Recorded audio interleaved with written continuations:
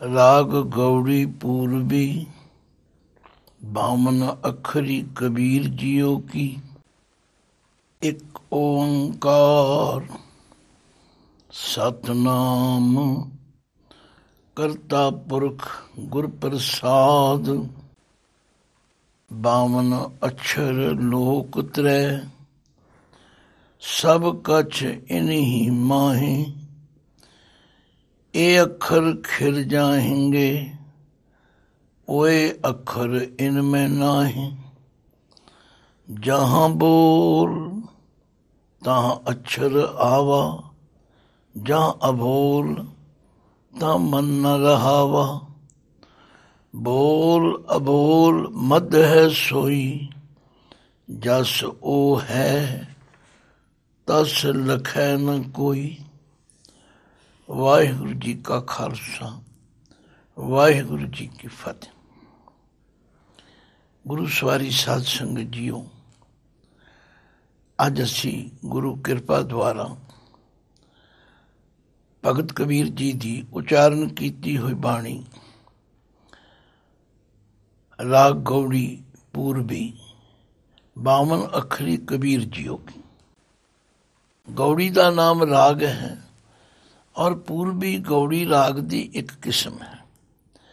बामन अखरी इस नूं हिंदी विच 52 नूं बावन किया जाता है। आम तौर ते ये 52 अखर ही मन्ने जाते हैं।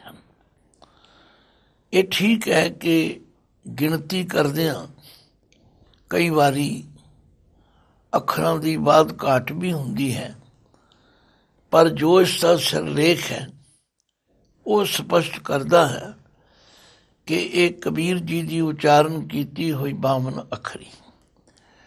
हुण इहदे विच भगत जी ने की बयान किया, की समझाया, उन्होंने समझण वास्ते बड़े धीरज नाल बड़े सहज नाल आपां ने पढ़ना भी है, समझना भी।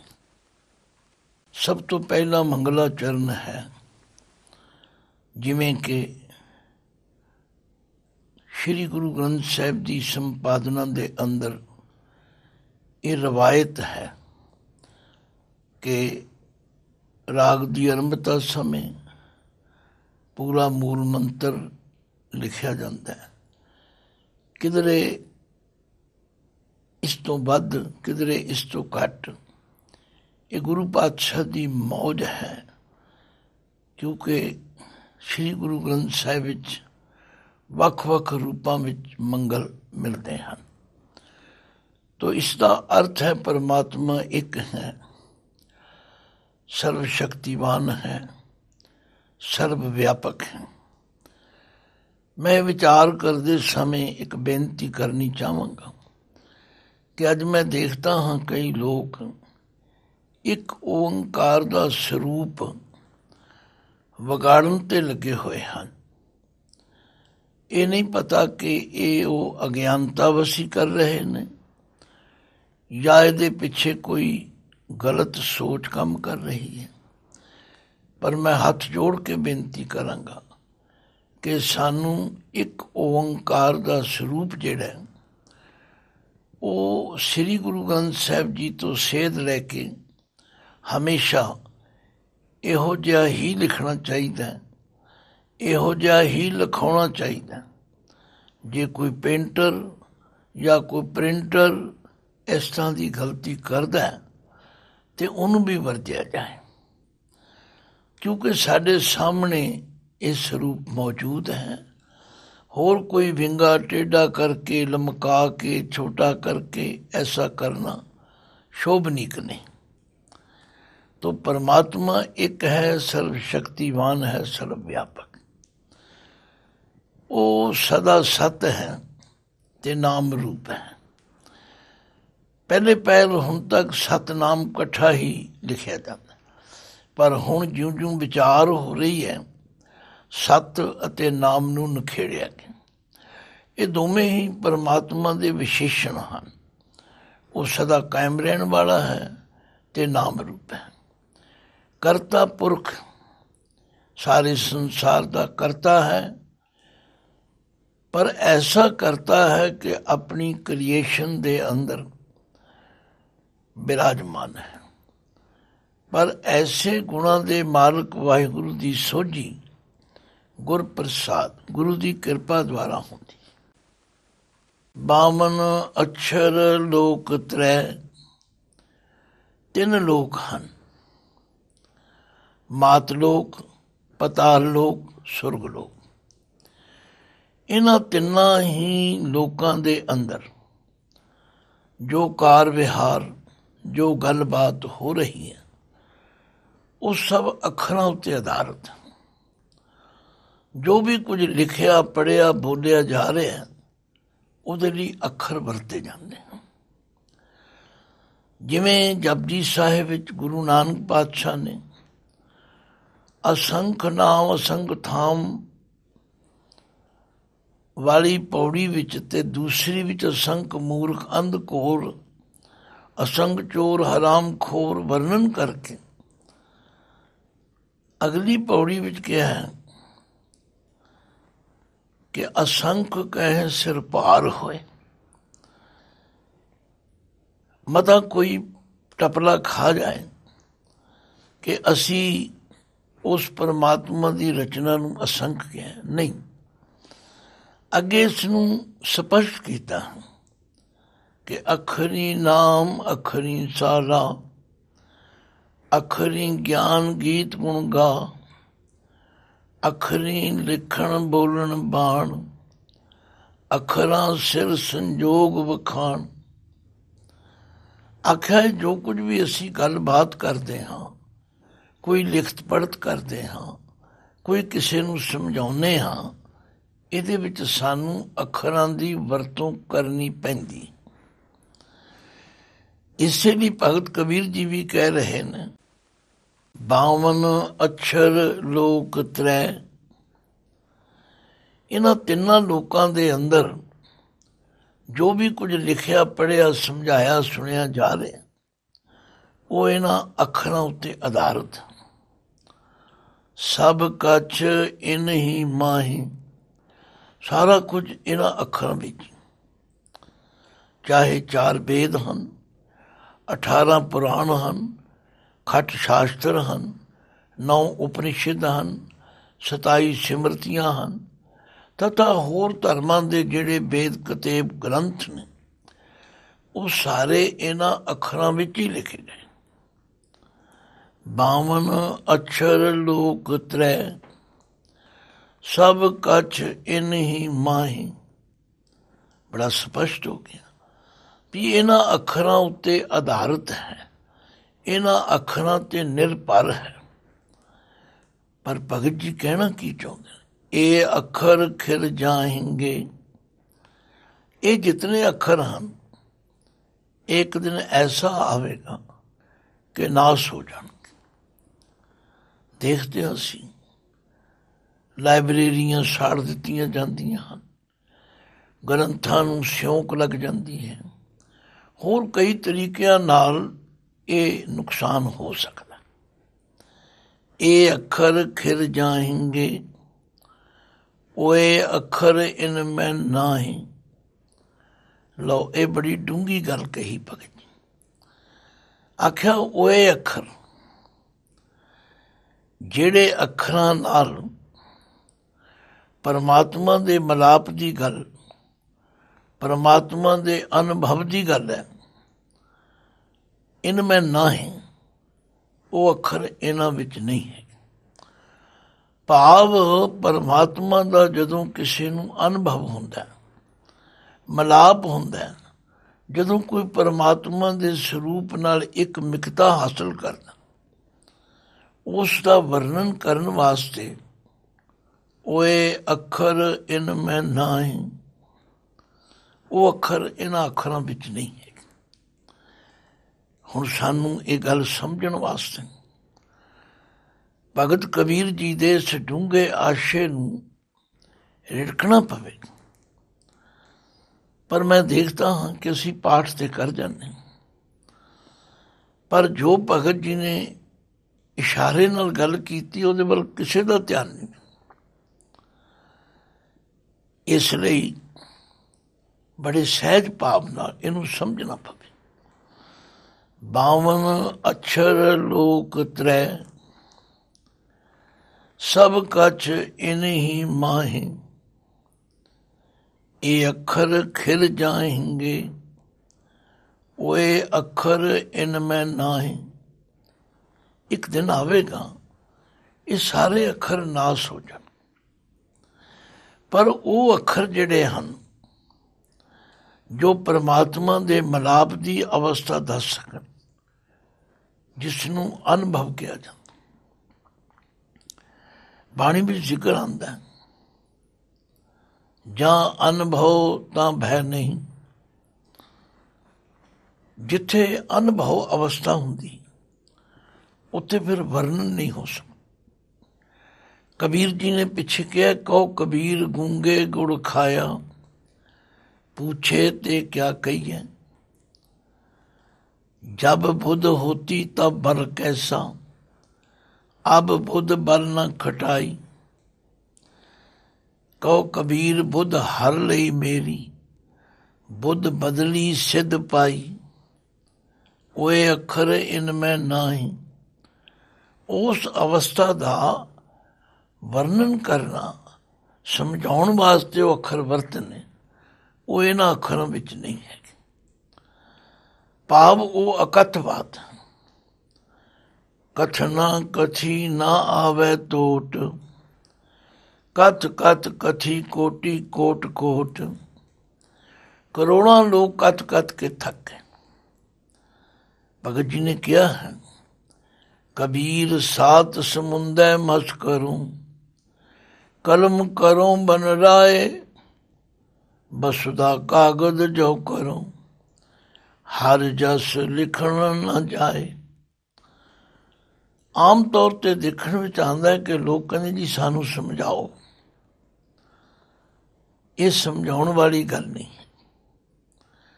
इनू तां अनुभव करना पैंदा, ते अनुभव करना जिहड़ा उहदे वास्ते सानू गुरु दे दसे राह ते चलण दी लोड़। क्योंकि जितने अखर हैं सब बोलियां विच वरते जांदे ने। बोलियां वख-वख हो सकदियां, उन्हां अखरां दी गिणती वख-वख हो सकदी। देखो हिंदुस्तान दे अंदर ही कितने सूबे हैं ते उन्हां सूबियां दे अंदर किन्नियां बोलियां हैं। कई बारी कई लोग कहते जी ए अखर किवें बोलना, ओ किवें बोलना। ਜਿਹੜੇ इलाके में चले जाओ उन्हां दी बोली वखरी, किधरे कोई अखर वरतिया जाता है, किधरे कोई वरतिया जाता। पर भगत जी कहते हैं ये अखर खिर जाएंगे, ओए अखर इनमें नाहि।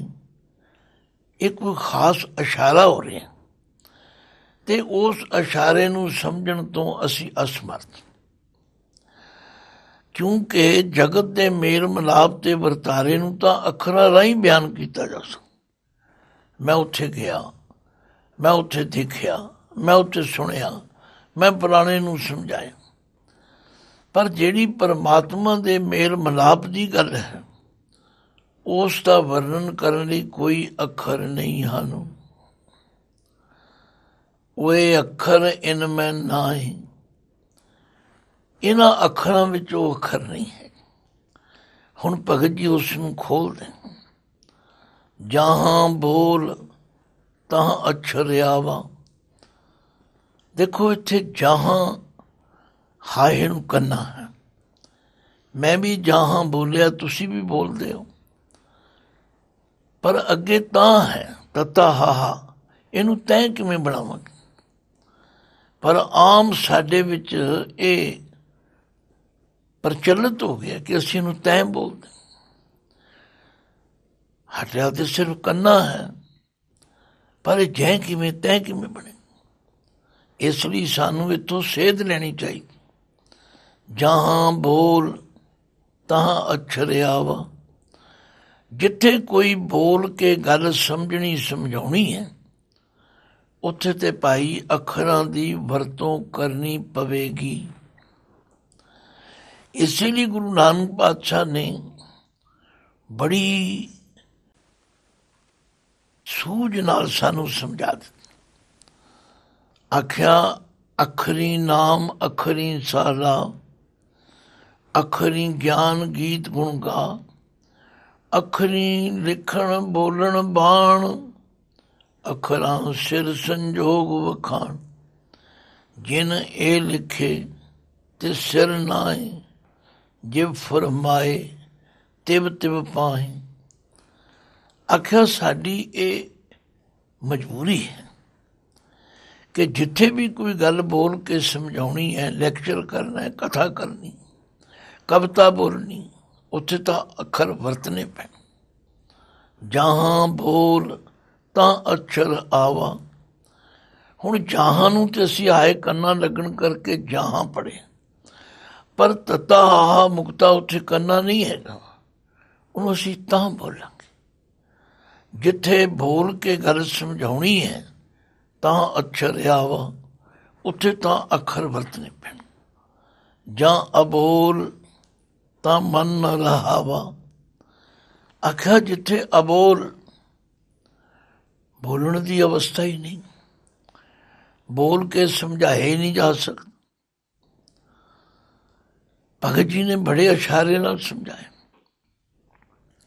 ਕਉ ਕਬੀਰ ਗੂੰਗੇ ਗੁੜ ਖਾਇਆ, पूछे ते क्या कहिए।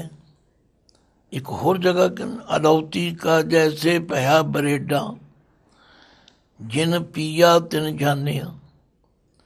अदौती कहते मिश्री नूं, कहते जिस तरह मिश्री का शरबत बनया, हुण उहदी मिठास किसी नूं समझाउणी है, किवें समझावांगे। अदौती का जैसे पया बरेडा, जिन पिया तिन जानिया। जिसने पीता उसे नूं स्वाद है। कबीर जी अपने सलोकां विच भी कहते हैं, कबीर चरण कमल की मौज को कह कैसे उन्मान, कहबे को शोभा नहीं देखा ही परवान। कबीर देख कह के कहूँ, कहे न को पति आए, हर जैसा तैसा ओही, रहो हरख गुन गाए। ये तो एक मन की अवस्था है, ये बयान की नहीं जा सकती। लोग बड़े कहते हैं असी दसांगे, असी दस रहे हैं। भगत जी कहते नहीं, क्या पढ़ी है, क्या गुनी है, क्या वेद पुराना सुनिए। पढ़े सुने क्या होई, जो सहज न मिले हो सोई। हर का नाम न जप सुखबारा, क्या सोचे बारंबार।